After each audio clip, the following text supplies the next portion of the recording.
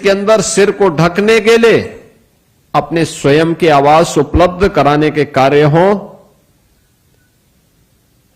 या फिर देश के अंदर गरीब को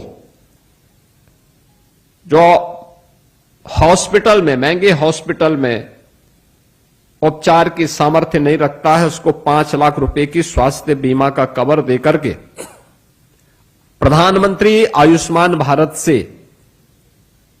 बिना किसी सिफारिश के उसको कवर करने का की योजना। नए उद्यमियों के लिए प्रधानमंत्री मुद्रा योजना हो, महिला, अनुसूचित जाति जनजाति के लिए प्रधानमंत्री स्टैंड अप की योजना, युवाओं के लिए स्टार्टअप की योजना हो या भ्रष्टाचार मुक्त व्यवस्था के लिए डिजिटल इंडिया और भारत की व्यवस्था में टेक्नोलॉजी का उपयोग करते हुए एक व्यापक परिवर्तन की रणनीति के साथ, एक नई पहचान के साथ भारत को आगे बढ़ाना, ये सभी हमने इन 12 वर्षों में सफलतापूर्वक क्रियान्वित होते हुए देखा है। और अगर मैं कहूं, ये 12 वर्ष आस्था और आर्थिकी के भी एक बृहद संगम के रूप में पूरे देश ने देखा है।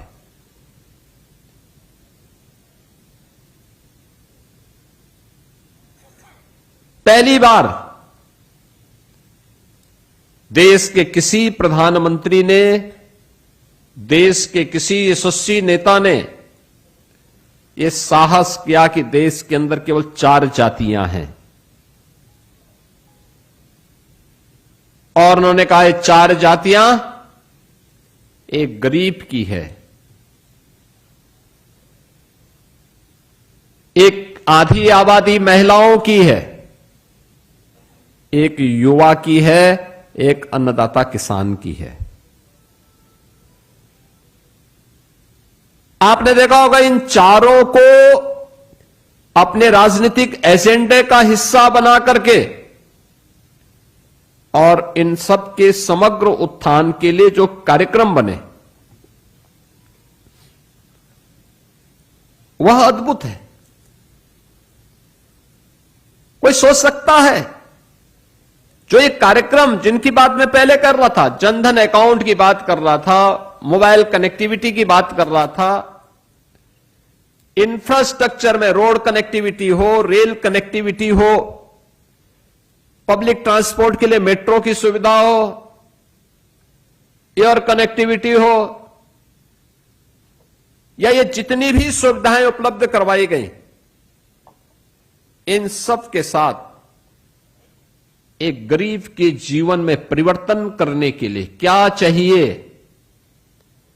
कैसे उसका सस्टेनेबल विकास हो सके, केवल रेवड़ी संस्कृति नहीं, एक सस्टेनेबल विकास का मॉडल जिससे उसके जीवन स्तर में वो जीवन भर गरीब न रहे बल्कि उसके जीवन स्तर में परिवर्तन हो, यह पहली बार देखने को मिला जब स्वतंत्र भारत ने, अनुमान करिए जब मोदी जी ने देश के अंदर सत्ता की बागडोर संभाली थी तब देश के अंदर कुल देश की आबादी 120 करोड़ थी और मोदी जी ने सफलतापूर्वक इस दौरान जो कार्यक्रम चलाए 25 करोड़ गरीबों को गरीबी रेखा से उभारने में उन्होंने सफलता प्राप्त की। 25 करोड़ लोग। दुनिया के अंदर कितने देश हैं जिनकी आबादी 25 करोड़ है? केवल 3 देश, भारत, चीन और अमेरिका।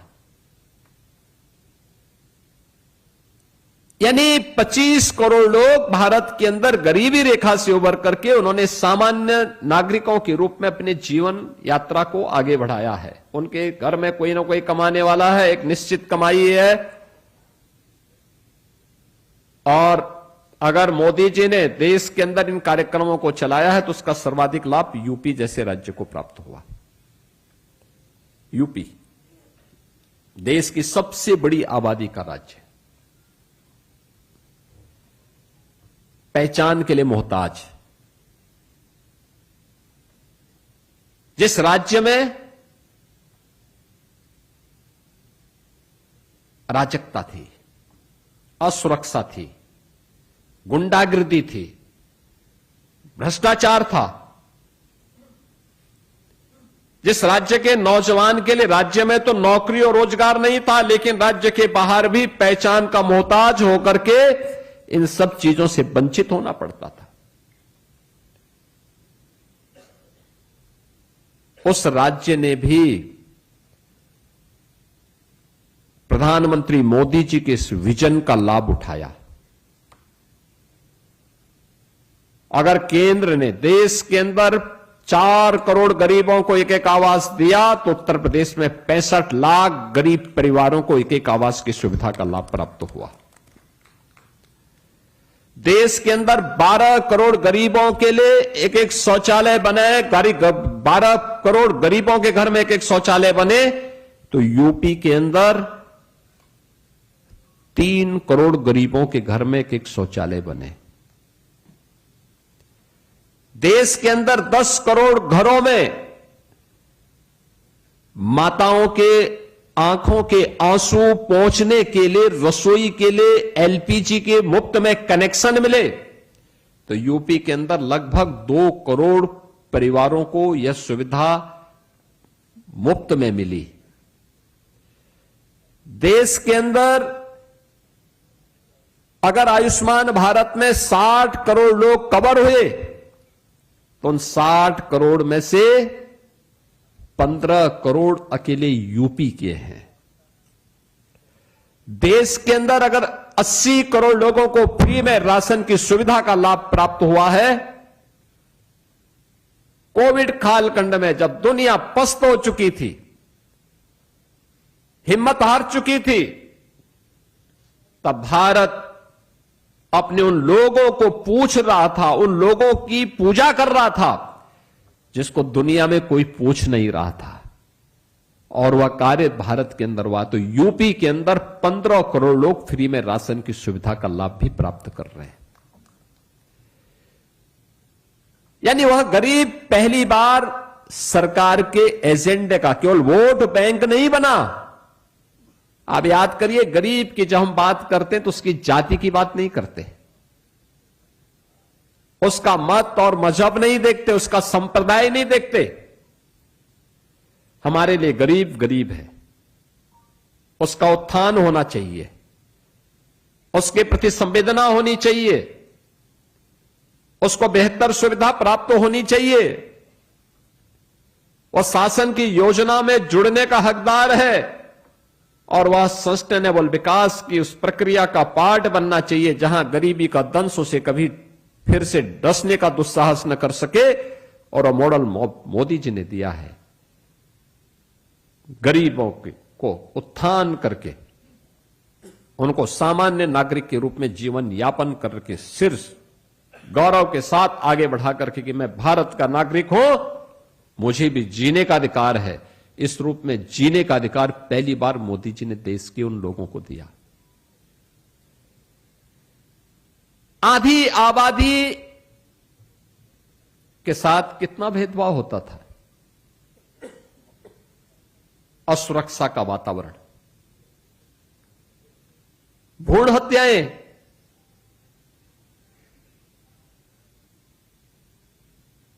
नौकरियों में कहीं कोई सुविधा नहीं, कानून की जकड़न, और उन सब के साथ ही तमाम प्रकार की बंदिशों के कारण जो स्थितियां पैदा हुई।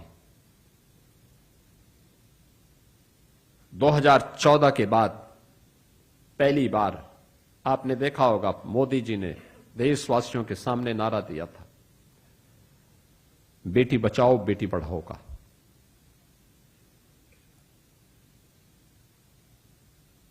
उस समय उन्होंने अनेक योजनाओं का शुभारंभ किया। मातृवंदना की योजना प्रारंभ की, संस्थागत प्रसव हो और मातृ मृत्यु दर को और शिशु मृत्यु दर को न्यूनतम स्थिति में लाया जा सके, बेटी के जन्म लेने से लेकर के उसके स्नातक तक की पढ़ाई की सुविधा उपलब्ध हो सके, ये सभी कार्यक्रम देश भर में लागू किए गए। और आज मातृवंदना की योजना और बेटी बचाओ बेटी पढ़ाओ से लेकर के देश की अलग अलग सेवाओं में, चाहे वह भारत की आर्मी हो, स्पेस टेक्नोलॉजी हो, भारत के उद्योग हो, भारत के किसी भी अन्य संस्थान में उस बेटी को बेहतरीन प्लेसमेंट की सुविधा है, उनके लिए आरक्षण की व्यवस्था भी है।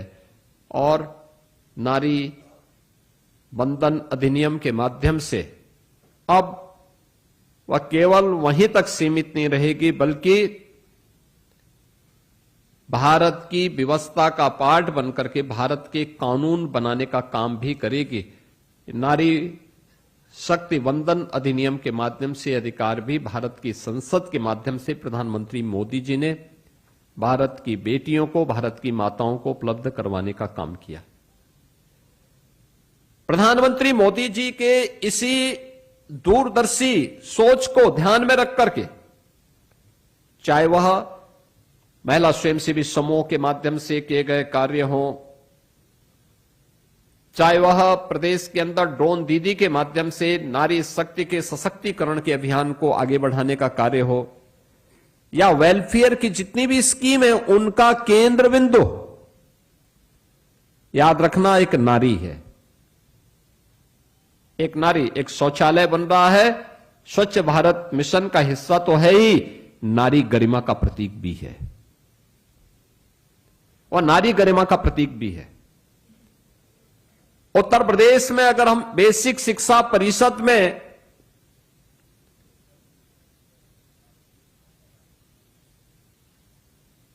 Uniform, bag, books, shoes, socks, sweater देते हैं, तो योजना हम लोगों ने प्रधानमंत्री मोदी जी के बेटी बचाओ बेटी पढ़ाओ के ही उस अभियान से प्रेरणा प्राप्त करके 2017 में प्रारंभ की थी। मुझे याद है तब उत्तर प्रदेश की ज्यादातर बेसिक शिक्षा परिषद में पढ़ने वाली बेटियां नंगे पैर स्कूल जाती थीं। आप अनुमान करिए, पथरीला रास्ता हो,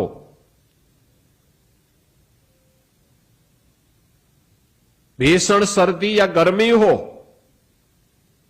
तपती हुई धूप हो, या फिर भीषण सर्दी के उस माहौल में वे मासूम पैर, नंगे पैर, तपती हुई धूप में भी और ठिठुरती हुई सर्दी में भी नंगे पैर स्कूल जाती थी। तब हम लोगों ने तय किया था कि बेसिक शिक्षा परिषद में पढ़ने वाले हर बच्चे को हम लोग, और बालक हो या बालिका, बिना भेदभाव के यूनिफॉर्म भी देंगे, जूता मोजा भी देंगे, स्वेटर भी उपलब्ध करवाएंगे। स्कूल में ड्रॉप आउट रेट को कम करने के लिए पेयजल भी उपलब्ध करवाएंगे और टॉयलेट भी उपलब्ध करवाएंगे बालक और बालिकाओं के लिए।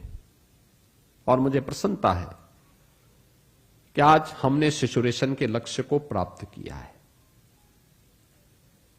कन्या सुमंगला योजना, मुख्यमंत्री कन्या सुमंगला योजना बेटी के जन्म से लेकर के स्नातक तक की पढ़ाई के लिए एक सुविधा उसको उपलब्ध करवाती है। मुख्यमंत्री सामूहिक विवाह की योजना, दहेज मुक्त विवाह के लिए कोई बेटी की सौदेबाजी न करने पाए, इसकी जिम्मेदारी सरकार लेगी। और सरकार इस व्यवस्था के साथ जोड़ करके 5 लाख बेटियों की शादी अब तक यहां पर संपन्न कर चुकी है, जिसमें प्रदेश सरकार की ओर से 1 लाख रुपए उस बेटी की शादी के लिए उपलब्ध करवाए जाते हैं। नारी सुरक्षा के लिए मिशन शक्ति का प्रदेश सरकार का अभियान, और प्रत्येक व्यवस्था में उनको सम्मानजनक स्थान प्राप्त हो, हमने उद्योगों की जकड़न को दूर किया, रिफॉर्म किए। 12% से उत्तर प्रदेश के अंदर अब वीमेन वर्कफोर्स 36% से अधिक हुआ है। यानी इतनी महिलाएं जो पहले 12% ही काम कर पाती थीं, आज उनकी संख्या 36% से ऊपर जा रही है। उत्तर प्रदेश पुलिस बल में 20% महिलाओं के लिए आरक्षण की व्यवस्था अनिवार्य कर दी गई। आज परिणाम हम सबके सामने है। यानी आधी आबादी के साथ किसी भी स्तर पर अन्याय न हो, यह कार्य प्रधानमंत्री जी ने नारी गरिमा की रक्षा करने के लिए, जमीन घर की मालकिन के नाम पर हो। आप याद करिए, पहली बार ग्राम समाज की आबादी की लैंड जो ग्राम समाज के नाम पे होती थी, किसी के नाम पे नहीं होती थी, लेकिन ग्रामीण अभिलेख को दुरुस्तीकरण करते हुए ग्राम पंचायत की सहमति से उस घर की जो सबसे वरिष्ठ महिला सदस्य होगी उसके नाम पर घरौनी देकर के ग्रामीण अभिलेख को भी महिलाओं को उसका अधिकार उपलब्ध करवाया। प्रधानमंत्री आवास भी ज्यादातर आवास घर की मालकिन के नाम पर उपलब्ध करवाए जाते हैं। यानी ये सभी सुविधाएं इस आधार पर नारी गरिमा की रक्षा हो और उसके रक्षा के साथ ही उनके संरक्षण और संवर्धन की दिशा में और क्या कार्य हो सकते हैं, इसके लिए उठाए गए कदम का हिस्सा है। पहली बार यानी ये मुद्दे कभी एजेंडे के हिस्से नहीं होते थे किसी भी अन्य दल के, पहली बार बन पाए। युवाओं के लिए, देश का युवा असीम ऊर्जा का प्रतीक है। भारत को अपनी इस युवा शक्ति पर गौरव की अनुभूति करनी चाहिए। इस बात का एहसास प्रधानमंत्री मोदी जी ने देशवासियों को करवाया। अच्छे इंस्टीट्यूशंस हो, युवाओं के लिए किसी भी स्थिति में वह डिप्रेस न हो, इसके लिए प्रोत्साहन करने के लिए आप देखते होंगे हर वर्ष परीक्षा के पूर्व प्रधानमंत्री मोदी जी परीक्षा पे चर्चा करके बोर्ड की परीक्षाओं में भाग लेने वाले किसी भी बोर्ड के बच्चे हों, उनके साथ सीधे संवाद का कार्यक्रम करते हैं। इसके लिए उन्होंने एक पुस्तक भी लिखी। यानी छात्र भी उनके एजेंडे का हिस्सा है। वह छात्र केवल पुस्तकीय अध्ययन ही न करे बल्कि उसका स्किल डेवलपमेंट भी हो। छात्र के अंदर रिसर्च एंड इनोवेशन की भी प्रवृत्ति पैदा हो, वो अपना स्वयं का स्टार्टअप स्थापित कर सके। पहली बार स्वतंत्र भारत में एहसास युवाओं को हुआ कि हम भी अपना स्टार्टअप स्थापित कर सकते हैं। इसके लिए प्रधानमंत्री मुद्रा योजना उन्होंने उपलब्ध करवाई। हर प्रकार से उसे सशक्त करने की दिशा में कार्य, और पहली बार मिशन रोजगार के नाम पर हर युवा के लिए नौकरी या रोजगार उपलब्ध करवाने के एक बृहद कार्यक्रम, पीएम विश्वकर्मा की स्कीम हो या फिर आत्मनिर्भर भारत के अंदर परंपरागत उद्यम को प्रोत्साहित करने का कार्यक्रम, टूरिज्म के माध्यम से युवाओं के लिए ढेर सारे रोजगार उपलब्ध करवाने का कार्य, ये सभी मोदी जी के नेतृत्व में पिछले 12 वर्ष में सफलतापूर्वक आगे बढ़ा है। युवाओं के लिए फिट इंडिया मूवमेंट हो, खेलो इंडिया खेलो का कार्यक्रम हो, स्पोर्ट्स अथॉरिटी के माध्यम से चलने वाले अनेक कार्यक्रम हो, या फिर डिजिटल इंडिया के अभियान के अंतर्गत यूथ को अधिक से अधिक डिजिटल सशक्तिकरण की दिशा में किए गए प्रयास, ये सभी युवाओं के जीवन में व्यापक परिवर्तन के साथ साथ हर स्तर पर उनके आत्मविश्वास को बनाए रख करके नए भारत में उनकी ऊर्जा का उपयोग करने की दिशा में किए गए कदमों का प्रतिफल हम सबके सामने। अन्नदाता किसान भारत की व्यवस्था का हिस्सा रहा है। किसान चुनाव का मुद्दा तो होता था, लेकिन चुनाव के बाद सरकारों के एजेंडे का हिस्सा ना के बराबर होता था। महीनों किसानों की बातों को कुछ अनसुना कर दिया जाता था। पहली बार हुआ है सॉइल हेल्थ कार्ड, लोगों ने पहली बार सुना होगा। कृषि बीमा की योजना पहली बार सुनी होगी। प्रधानमंत्री किसान कृषि सिंचाई योजना पहली बार लोगों ने सुनी होगी। सफलतापूर्वक क्रियान्वयन हुआ। यूपी जैसे राज्य में सॉइल हेल्थ कार्ड हर किसान को उपलब्ध करवाने का, फ्री में उपलब्ध करवाया गया। पहली बार हुआ जब प्रदेश के अंदर 3 करोड़ से अधिक किसान प्रधानमंत्री किसान सम्मान निधि का लाभ ले रहे हैं। जब उसकी उपज का यानी लागत का 1.5 गुना एमएसपी उसको मिलना प्रारंभ हुआ। आजादी के बाद कभी नहीं प्राप्त हुआ, लेकिन मोदी जी के कारण आज वो प्राप्त हो रहा है। आज जब किसान सहफसली ले सकता है, यूपी जैसे राज्य में अकेले गन्ना किसानों को हम लोगों ने 3,22,000 करोड़ रुपए का गन्ना मूल्य का भुगतान करवाया है। अकेले उत्तर प्रदेश के अंदर ही अकेले गन्ना किसानों के लिए एमएसपी का यानी एमएसपी जो है लागत का 1.5 गुना प्राप्त हो रहा है और मार्केट मूल्य से ज्यादा दाम पहली बार किसानों को मिलना प्रारंभ हुआ।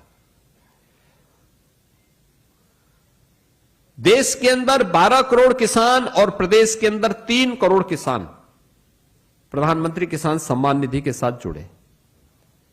प्रधानमंत्री कृषि सिंचाई योजना में उत्तर प्रदेश ने 24 लाख हेक्टेयर भूमि को अतिरिक्त सिंचाई की सुविधा उपलब्ध करवाई। प्रदेश के अंदर 15 लाख निजी नलकूप लगाने वाले किसानों को हम लोगों ने फ्री में बिजली की सुविधा उपलब्ध करवाई। 2017 में आने के बाद ही पहला कार्यक्रम किसानों के कर्ज माफी के से प्रारंभ होता है और उसके बाद आज किसानों के लिए जो कार्यक्रम चल रहे हैं वो सबके सामने है। अन्नदाता किसान पहली बार सरकार के एजेंडे का हिस्सा बना, वह मोदी जी के कारण। इन सभी 4 आयामों को ध्यान में रख करके आत्मनिर्भर और विकसित भारत के लिए किए जाने वाले प्रयासों का हिस्सा। संकट में नेतृत्व की असली पहचान होती है। याद करिए, जब 2020 के प्रारंभ में इस सदी की सबसे बड़ी महामारी कोविड-19 से पूरी दुनिया को जूझना पड़ा था। विकसित देश इस महामारी के सामने पस्त हो चुके थे। अकेला भारत था जो 140 करोड़ की आबादी को ध्यान में रख करके अपने कार्यक्रमों को चला रहा था। उस समय मुझे याद है, मैं तब भी मुख्यमंत्री था। हर दिन प्रधानमंत्री जी का या तो टेलीफोन के माध्यम से या वीडियो कॉन्फ्रेंसिंग के माध्यम से पूरे देश भर के मुख्यमंत्रियों के साथ संवाद होता था। वे प्रोत्साहित करते थे, कार्यक्रमों को कैसे सफलतापूर्वक क्रियान्वयन करना है इसके बारे में बताते थे। परिणाम था, हम कोविड प्रबंधन का एक बेहतरीन मॉडल देने में सफल हुए। प्रदेश के अंदर और देश के ने दुनिया के अंदर कोविड प्रबंधन का एक मॉडल खड़ा किया। याद करिए, दुनिया के विकसित देश जिनकी आबादी 32-34 करोड़ की है, वहां पर मरने वालों की संख्या भारत से 4 गुना थी। यानी 140 करोड़ भारतीयों में कोविड से दुर्भाग्यपूर्ण मौत जितने लोगों की हुई उसकी तुलना में